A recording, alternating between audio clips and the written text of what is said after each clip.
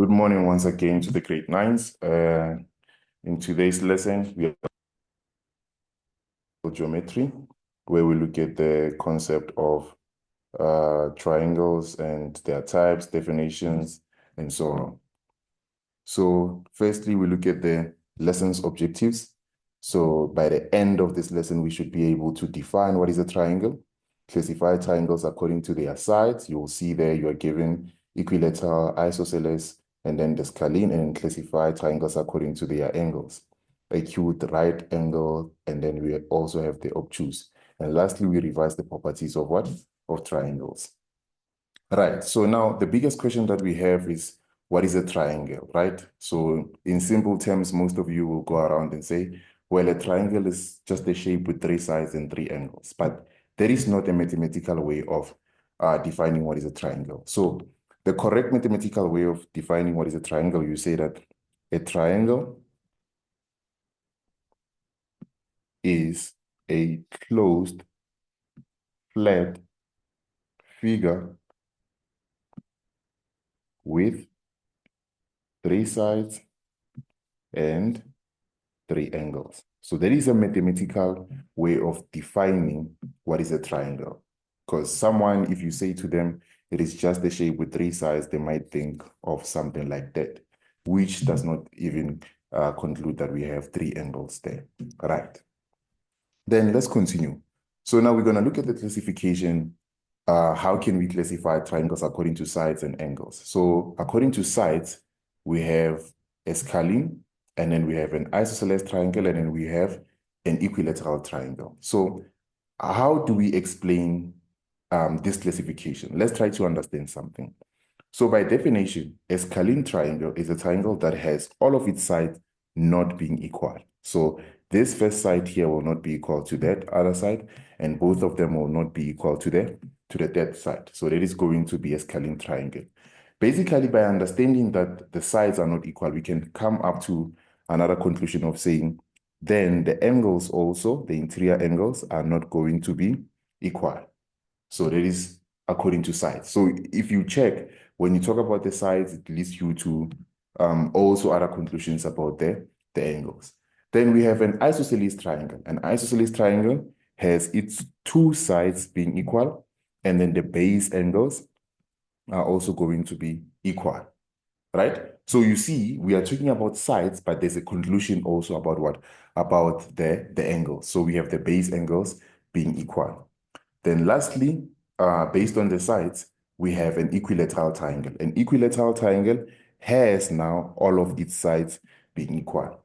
But one of the other aspects that we are going to talk about, which is the properties of triangles, is that we look at the interior angles of a triangle. And we know that they must add up to what?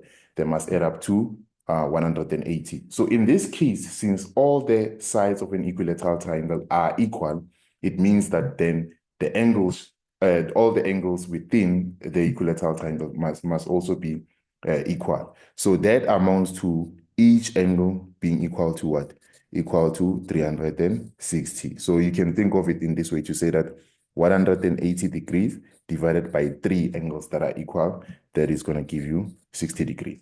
So that's why all of its angles are equal to 60 degrees. Then we move on to the other side, according to angles. So you will see the first one says that we have an acute angle triangle. So an acute angle triangle, the most important keyword there is acute, which means that the angle actually must be between 90, right, and 0 degrees. So 0 degrees and 90, but it cannot be equals to them.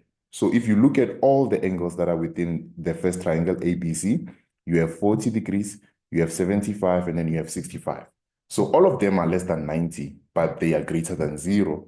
So which means that we have an acute angled triangle. Then we have an obtuse triangle. An obtuse triangle, also the keyword there will be obtuse. So one of the angles within an obtuse triangle should actually be between 180 degrees and 90 degrees. It cannot be equals to them, but it should be within that range. So if you look at the example that I've given there, you have 120 degrees. So it is between 90 and 180. Therefore, we can conclude that the triangle that we have there is an obtuse triangle. Then we move on to the last triangle that we have. This is a right-angled triangle. So simply, in a right-angled triangle, one of the angles should just be equal to what?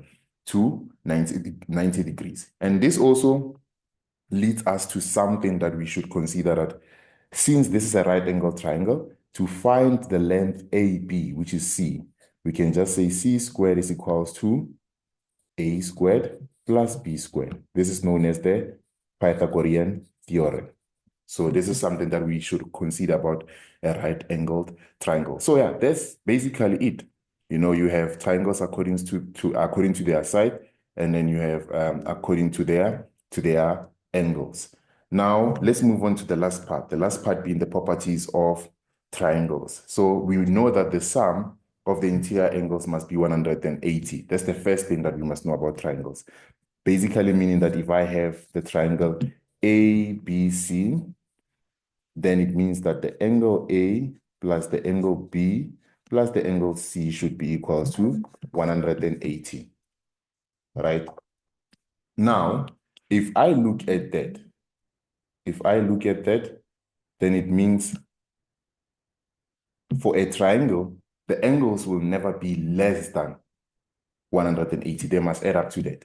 Then we have the exterior angle of a triangle. So the exterior angle of a triangle, we have that. For example, you see that we have the angle E there, right? Just at the bottom there at C, you have the angle E. So now that angle E should be equal to the sum of the two interior opposite angles. So the angle E should be equals to what?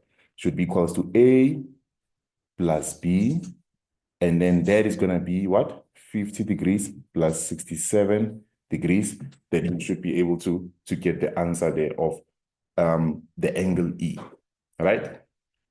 Then we move on to the third property that says the longest side is always shorter than the sum of the other two sides. So looking at the triangle that you are given, you see that 6 centimeter is actually the longest side. But now we can say, oh, let's take 5 plus 4. That is always going to give us what? Give us 9. So that 9, it is actually greater than 6. So yes, that's true. The shorter sides, right, when you add them, they are going to give you a value that is greater than the longest side, right? Then number 4 says the longest side is always opposite the biggest angle, and then the shortest side is always opposite the smallest angle. So that means if maybe, for an example, I have a triangle, this is maybe 97 degrees, then I have maybe, let's say 30 degrees. I'm just doing an example. Then I have 50 degrees. Then that angle should be opposite to the longest side, 97 degree angle. And then the 30 degrees should be opposite to the smallest side. So that is what it means, right?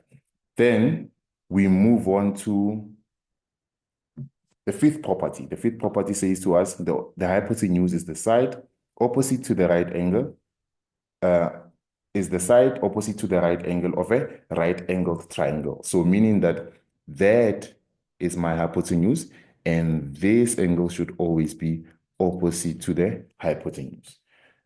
Then the last part, which is something that is very interesting, is that a triangle is considered to be the most strongest figure. So other applications of it will be that it is used on bridges, used on roof trusses, you find it on triangulations, on the long distance electricity triangulations, metals that they use. So it's considered to be the strongest figure that we have, right? Then, yes, that brings us to the end of the lesson today. And don't be amazed by the last slide that I have there. This is a mathematical way of saying thank you. I hope that you have enjoyed the lesson. I hope that you have learned. Just consider that as a learner, you must be willing to always be behind the desk and learn. Thanks.